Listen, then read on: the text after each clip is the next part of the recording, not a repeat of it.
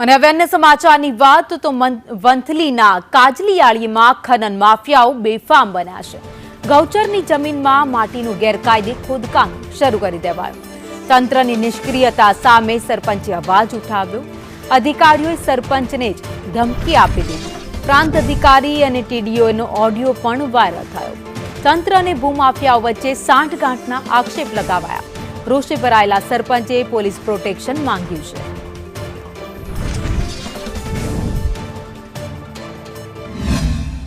મારા ગામમાં અવારનવાર ખાણખંડની ચોરી થાય છે, ગૌચર ખોદાય છે। મને અવારનવાર ફોન આવતા હોય, એના કારણે મેં બધીને પોલીસ સ્ટેશનમાં 112માં બધી જાણ કરી। કોઈ આવતા નહોતા એટલે મેં પ્રાંત સાહેબને કીધું, તો પ્રાંત સાહેબે સામું મારી માથે આક્ષેપ નાખ્યા કે એને પકડી રાખો, વાહને ન પકડા તો તમારી ઉપર ફરિયાદ અને કાયદેસરની કાર્યવાહી થાય। પછી ટીડીઓ સાહેબનો મને ફોન આવ્યો અને મને ધમકી આપી, મને કે તમે ફરિયાદ કરો। અત્યારે મને પોલીસ સ્ટેશને લઈ આવ્યા છે। પછી મેં કીધું મારે કોઈ નામજોગ ફરિયાદ નથી કરવી, મારા ગામમાં ગૌચર ખોદાય છે, એના માટે હું કહું તમે તમારી રીતે પ્રોસિજર કરો। ત્યાંથી મને સીધા જણહેરમાંથી લઈ આવી, સીધો કિડનેપ કરી, કાંઈ મારું ત્યાં સાંભળ્યું નહીં અને સીધો મને પોલીસ સ્ટેશને લઈ આવીને દબાણ દઈ અને મારી માથે ખોટા કે તમે ફરિયાદ થાવ, નામજોગ ફરિયાદ કરો, મારી માથે ખોટી રીતે મને ફસાવાનું કરે છે।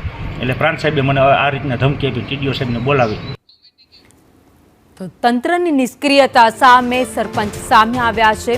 વંથલી જ્યાં અત્યારે ગેરકાયદે ખોદકામ થઈ રહ્યું છે, માટીનું ખનન થઈ રહ્યું છે, ત્યારે સરપંચે અવાજ ઉઠાવતા તેમને ધમકીઓ આપવામાં આવી છે। રોષે ભરાયેલા સરપંચે ફરિયાદ પણ કરી છે। તો વંથલીના કાજડિયાળીમાં ગેરકાયદે ખનન થતી હોવાની ઘટના સામે આવી છે। તો ગૌચરની જમીનમાં આ ગેરકાયદે ખનન કરવામાં આવી રહ્યું હતું। જોકે તંત્રએ અવાજ ઉઠાવ્યો, પરંતુ કેટલાક અધિકારીઓ છે જે સરપંચને જ ધમકી આપી રહ્યા છે। પ્રાંત અધિકારી અને ટીડીઓનો એક ઓડિયો ક્લિપ વાયરલ થયો છે। તંત્ર અને ભૂમાફિયા વચ્ચે સાંઠગાંઠના પણ આક્ષેપ કરવામાં આવ્યા છે। તો રોષે ભરાયેલા સરપંચે પોલીસ પ્રોટેક્શનની માંગ કરી છે।